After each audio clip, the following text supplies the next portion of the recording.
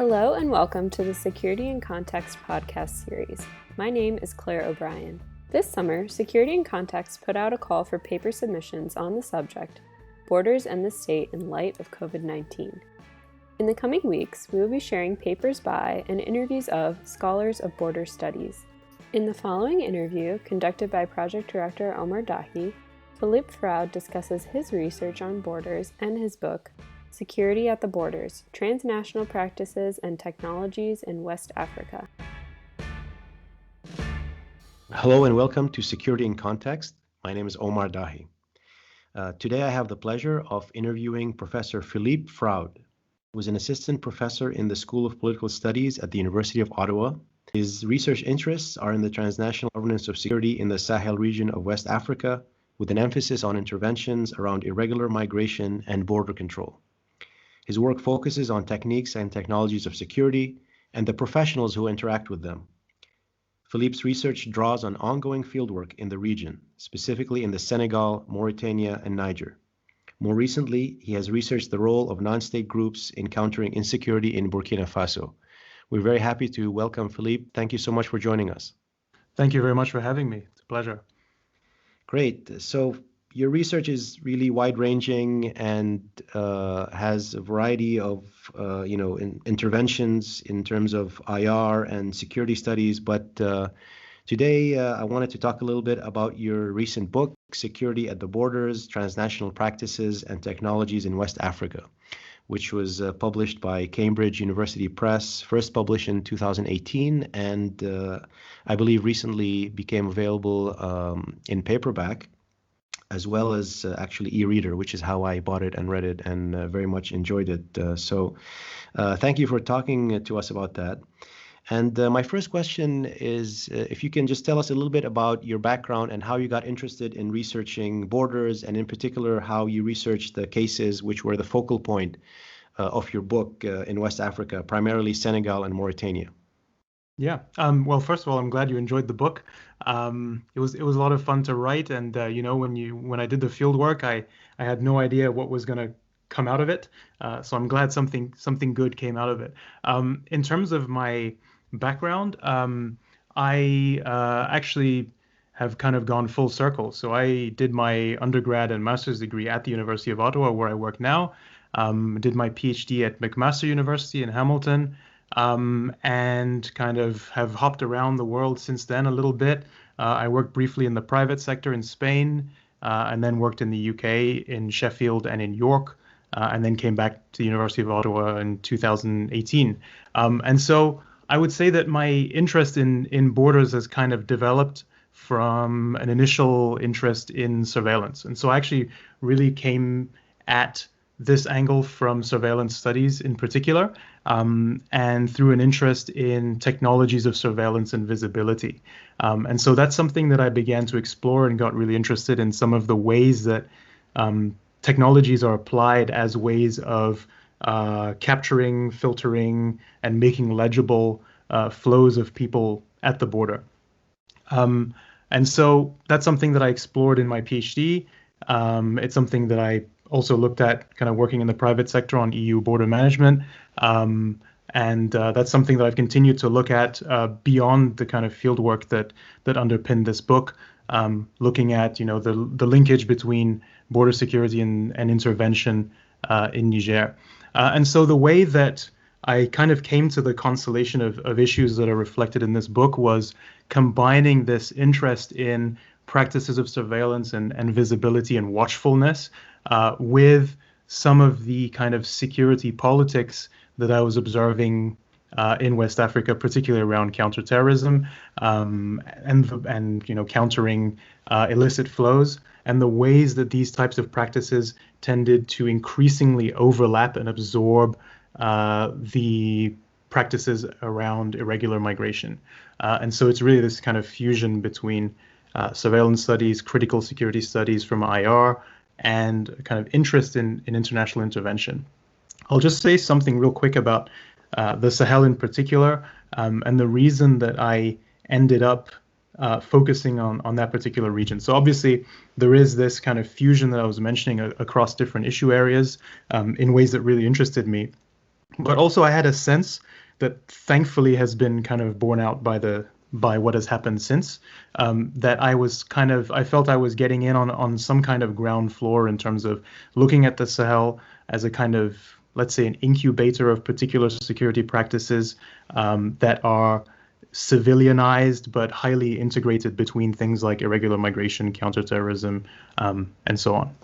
Great, thank you so much. And it's really interesting to see how you arrived at the borders through, starting from, interest in surveillance studies, and throughout your book, it's, you show how so many of these aspects of security intervention sort of coalesce around the borders. And so, what I was wondering, one of the things you start off with is looking at, how traditionally border studies has been engaged with by scholars of borders. And your research departs from that in many interesting ways. And of course, you build on this critical literature on border studies.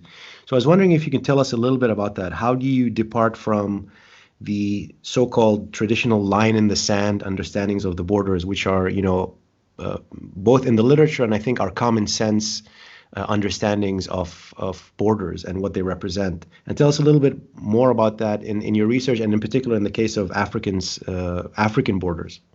Yeah, I think the line in the sand is a really good departure point, because one of the things I'm particularly keen on is that the border is not just a line in the sand. So in many ways it is, right? So the kind of territorial border is an important geographical marker. It is in many ways the kind of boundary between systems of sovereignty and authority.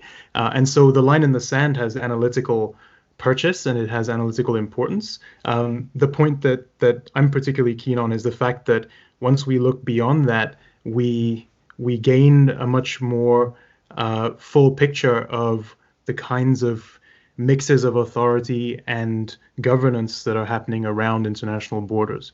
And so the literature on borders is vibrant, right? And so it does recognize to differing degrees the kind of constructedness of borders and the implications that has in terms of the malleability and the kind of mobility of the border itself. And I do think it's entirely possible to do fantastic work on immigration and border technologies with the premise that the border is where it is. I just think that when we think about the border may not always be where we think it is in our kind of common sense understanding, that we do get certain analytical advantages. So one of the literatures that I was inspired by, but was also seeking to kind of push beyond, was the literature on African borders in particular, and this kind of African borderlands approach. And that literature is really concerned with boundaries, right, to some degree. So very literally the line in the sand, the end of the kind of sovereign authority and the way that that's territorially demarcated. So there is that emphasis, but there is also an emphasis on borderlands in that literature and the kind of thickness of the border. And so that was one literature that I was inspired by, but was seeking to kind of add some insights from critical border studies and critical security studies in there. And in particular, kind of building in a couple of things that I thought were not necessarily missed out on at all, but were definitely less emphasized in some of that literature. So one of those was the kind of focus on security, and very specifically the kind of the analytical worldview, let's say, of security from critical security studies, and in particular a kind of, let's say, broadly constructivist approach to the construction of security and how that ties into questions of border making. And I think that one of the things that I was particularly keen to kind of build on and add to this kind of consideration of African borders and borderlands was this kind of complexity of governance that is built into, I think, kind of reflexively built into critical security studies. So that means, for example, taking, not necessarily as a given, but paying particular attention to the transnationalization of security relations, the kind of overlaps between different fields of security. That was something that I thought was a way that critical border studies, with all its fellow travelers in security studies and so on, could contribute and build on this kind of existing literature that was really taking the border as the line in the sand. different technologies come together at the border implies such a wide range of actors, from the European Union to the International Organization on Migration to the Regional Cooperation Treaty, ECOWAS, the Regional Trade Agreement, to all sorts of actors and data analytics and training seminars in Brussels. And I thought that, this really is such a wide range of actors and necessarily implies different approaches than thinking about it from, going to the border and conducting field research. So methodologically also, you had to be innovative in terms of being able to understand all, the wide range of what's happening. So can you tell us a little bit about the methodological implications of this departure from the line in the sand to a more critical approach to studying the border? Yeah, absolutely. I mean, that's a really helpful question in terms of thinking through these kinds of methodological questions, because it does this kind of conceptual framework, which we kind of inevitably build up before we encounter the field, so to speak, has a huge impact then in terms of how we kind of pick apart and how we try and sequence what we do. And one of the things that I was drawn to conceptually when I began my sort of initial mapping before actually doing the field research was this kind of concept of assemblage. And I found that it had a real kind of appeal to me as a way of theorizing complexity. And I had seen that it was used in ways that I was looking to use it, in terms of looking at complexities of governance, looking at multiple forms of authority overlapping, replacing each other, in different temporal ways. And so that was a concept that I was particularly drawn to, but I still found that methodologically, it was quite difficult to try and operationalize a methodology that's based on that, especially when we tend to be trained to do methods in a very linear way. And so it meant being, I'd say that the kind of overall point for me was about multiplying the angles of attack. It meant not just necessarily being limited to my particular geographical context when I was in the field, so to speak, but it also meant trying to build, if we're thinking about a snowball method, for example, having multiple snowballs going at the same time, right? And so in a very practical sense, this meant that I was kind of walking around with a phone with 2 SIM card slots, right? Waiting for phone calls back from multiple countries, trying to push my research forward across these different spaces at the same time. And it also meant speaking to actors in multiple different locations, right? It meant having interviews with people in Brussels as much as it meant doing observation at the airport in Dakar in Senegal. And so that's the kind of way that I tried to put in place some kind of assemblage-based methodology, knowing that it's very, very difficult when using this approach to try and find the limits or the extent of what an assemblage actually is. The second point on this is that how we kind of relate to the question of ethnography. I had not a tough time, but a kind of back and forth with myself about, is this ethnography or is this fieldwork? And I find that this line is often very difficult to blur. Ethnography often sounds more interesting and more detailed. I found that a lot of what I was doing was not necessarily pure ethnography in the sense that you might get away with in anthropology, for example. I don't mean get away with, but rather that you might be encouraged to do in an anthropological setting. So in many cases, what I was doing was, relatively straightforward interviewing and building, kind of snowballing from there. But in some other cases, it did mean doing actually quite sort of intensive observation and kind of ethnographic immersion into particular settings with security actors. And so I think that the key kind of factor here determining what I was doing at any particular point was not so much a methodological choice, but was to some degree a question of access. And this was the problem of feasibility with this project from the very beginning was, will it be possible to speak to high-level security officials in places like Mauritania, where the security services are pretty famously tight-knit and quite closed?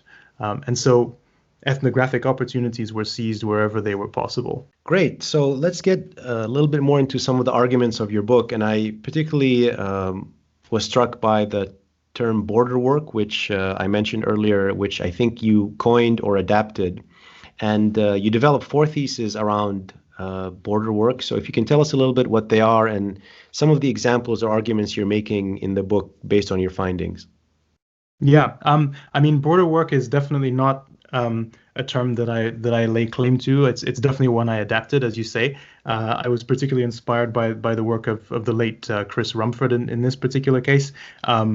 And it was a term that I found particularly helpful. I know that he was using it in the European context to point to, in some ways, the role of citizens in border work, for example.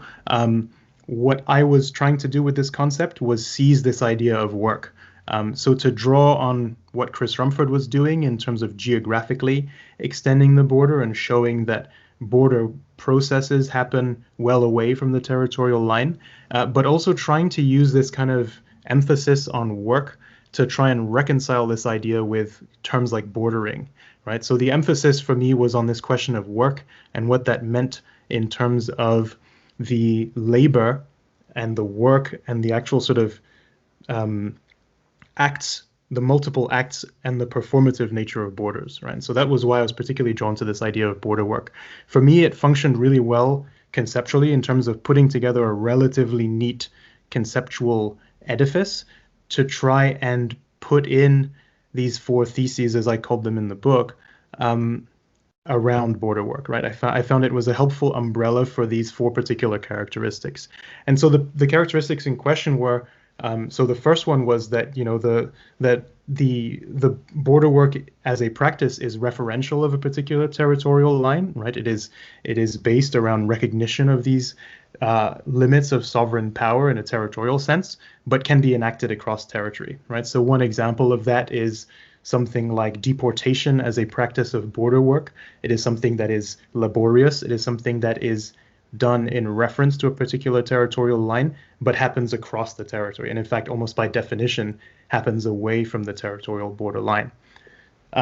The second thesis was that border work is a networked and cultural activity, right? So this was something, particularly in this emphasis on the cultural, was this idea that border work is driven by particular ideas, right? It is underpinned by ideas, standards, knowledges that are crucial when it comes to analyzing things like technical cooperation in the cases that I was looking at. The third kind of point that slotted under this idea of border work was that border work is a constructed activity, right? There is a fundamentally material aspect to this, for example, building border posts, but it's also a performative activity, right? The repetition of border work is what enables the border itself to be meaningful and powerful. And then the final point was perhaps the kind of more open-ended one, which is that border work is a ordering technique, right? So not only is it something that is in the pursuit of a particular sovereign order, but it's also something that pursues order in itself, right, in the sense of law and order, and that produces particular political orders, right? So that means particular constellations of security actors working together in a particular place.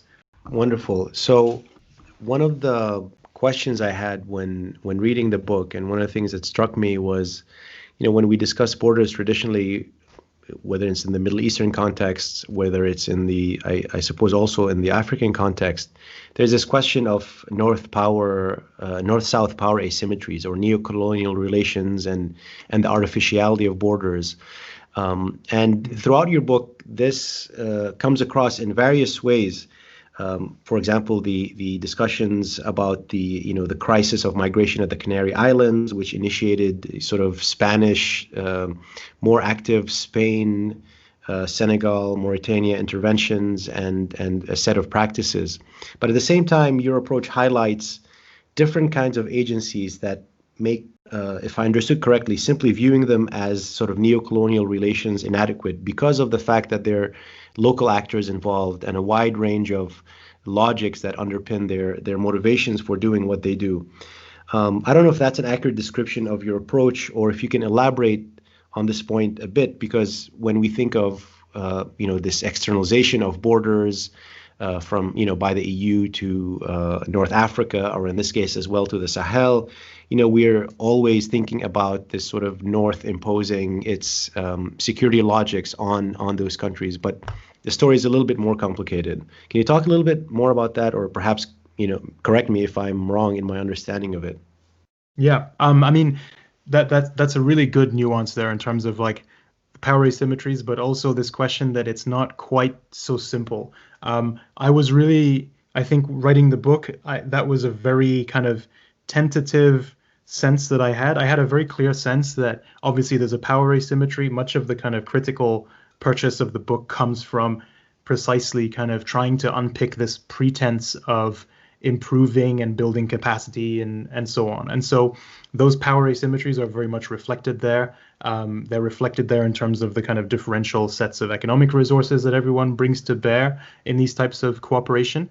But I was also keen to try and reconcile that with the fact of agency and the fact of kind of local political logics that are not necessarily directly tied to the particular encounter with the global north.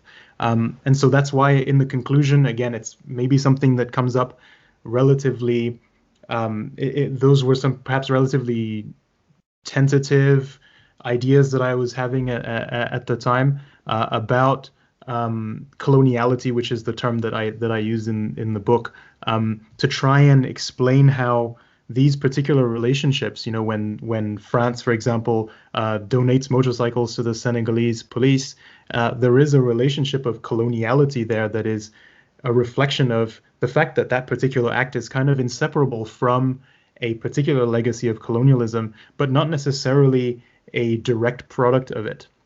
And this is a thing that's very, very difficult to disentangle, because if Senegal weren't a former French colony, that might not even happen at all.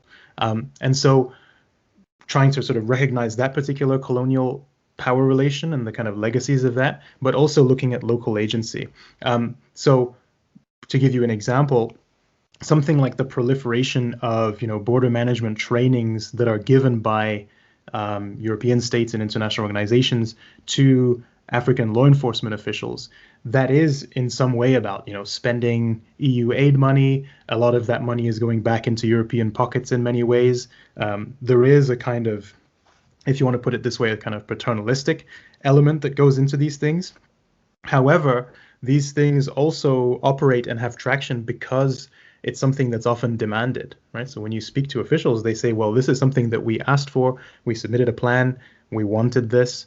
It's something that local officials desire for career advancement and prestige. And so there is an inseparable local logic that is key in animating some of these practices. And when you speak to a lot of these African officials, they'll say, well, we're more expert than these people who are coming to try and tell us what to do. And so we have to kind of tell that story when we think about these power asymmetries, right? That agency can exist in the presence of asymmetry.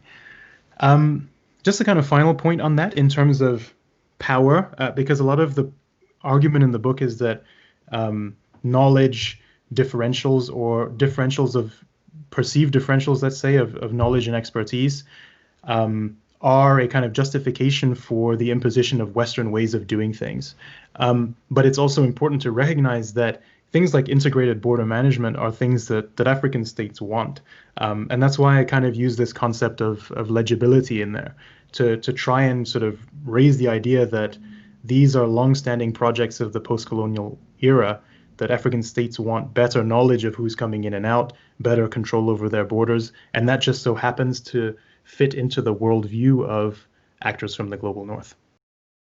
I had a question about your chapter on the failure of biometrics, since you started off by discussing, how you came about this through technologies of surveillance, and I think it was chapter 6 where you look at the airport in Senegal, in Dakar's Léopold Senghor Airport.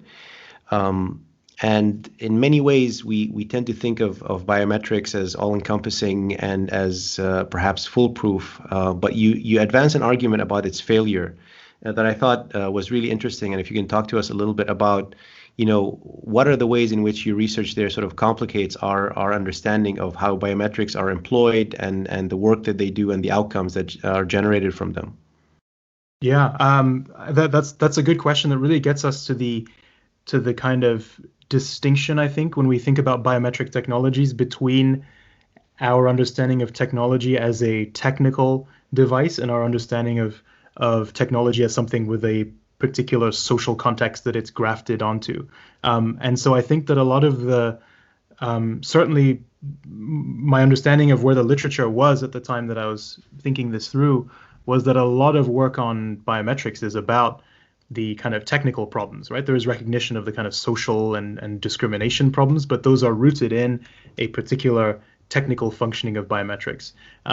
What I was keen to show, particularly in the Mauritanian case, was that the technical functioning, even when biometrics do work, is also potentially accompanied by a social root of the failure of biometrics, right? And so in that particular case, you have a problem between the fact that biometric enrollment seems to work relatively well, the technologies seem to be working okay as technical devices, but the failures come from the social process of recognition of who is a citizen and who isn't, who gets to have their biometrics enrolled or not, or how that data is fought over, or how that data is used to segment or assign different types of rights to different people. And so part of the idea of failure is that there is a kind of strong belief in the technical capability of biometrics, which glosses over, certainly to the people that I spoke to, that glosses over the kind of potential social roots of failure for biometrics. The other aspect, and this is something that was across the two countries, was the question of technical failure also being something that we should look at, and that is tied to these questions of state capacity that intervention is so keen to try and remedy. So, the fact that, the electrical grid may not necessarily be 100% reliable, right? So these kinds of technical failures are still ever present, even when the argument is, I think my argument anyway, was that we should be focusing on the kind of social roots of failure. So now that you've written the book and it's out there in the world, what are you doing as a follow-up? Tell us a little bit about the kind of work that you're doing now. Is it borders related, or have you moved on to something else? So I've been working on questions of border security and intervention in Niger. And so I wrote an article that came out this year in Third World Quarterly, which was about how Niger is kind of co-constituted. The intervention actors and Nigerian actors all co-create this transit state label, which has then particular impacts on the types of security intervention that are applied in that country. And so again, the link between borders and intervention is something I've been interested in. I've also begun thinking and developing some new work on automation, so kind of building on the technological aspect. Thinking through some of the kind of Canadian practices around travel authorizations.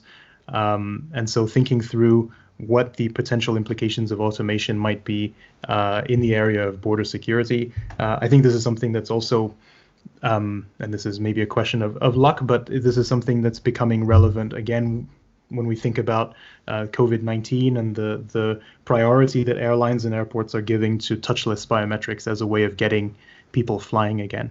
And the other project I've been looking at is still on questions of, who speaks security, who are the professionals of security, but it's been working with non-state actors, militias and vigilantes in Burkina Faso, and looking at the ways that they are involved in kind of local security concerns, but also kind of echoing global security rhetoric around counterinsurgency. Great. And in fact, this whole conversation came about because we had initiated this call for a roundtable on borders and the state in light of COVID, and suddenly the closure of borders worldwide and how airlines and all sorts of other agencies are going to be sort of reacting to it. So I guess this research is timely. So yes, both in terms of your research on the Sahel and this particular research, you got ahead of the curve, so to speak, in many ways. So that's great choice and great timing. Philippe, thank you so much. This was really enlightening. I really enjoyed speaking with you and also reading your book. I learned a lot from it, both in terms of the conceptual, theoretical framings, but also the empirical case studies were really illuminating. So thanks for talking with us, and hope we'll have future conversations soon. Absolutely. Thanks so much for having me. It was a pleasure to chat. Thank you so much. Bye-bye.